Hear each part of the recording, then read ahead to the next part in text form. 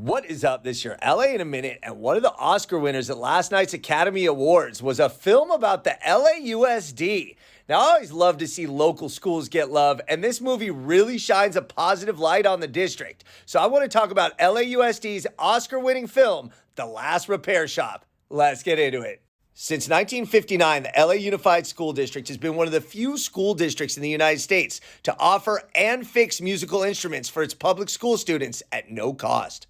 And over those last 65 years, those instruments are maintained at a Los Angeles downtown warehouse by a handful of craftspeople. And today, the number of instruments is up to 80,000 in the district.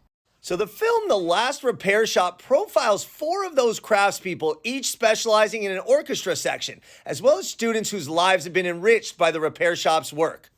The film was co-directed by Ben Proudfoot and LAUSD alum Chris Bowers and was co-distributed by LA Times Studios and Searchlight, and it made its debut at Telluride last year.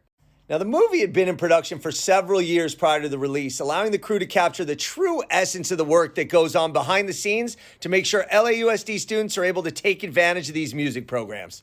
The film is 39 minutes, and it's described as a love letter to Los Angeles. It's also a proud achievement for the LAUSD, which is the nation's second largest school district with over 600,000 students and more than 1,000 schools.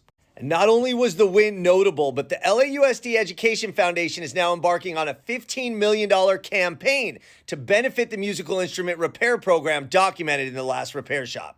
So The Last Repair Shop really shines a positive light on Los Angeles and the LAUSD, and it's the first Oscar win that I know of for the district. All right, LA, it's been a minute.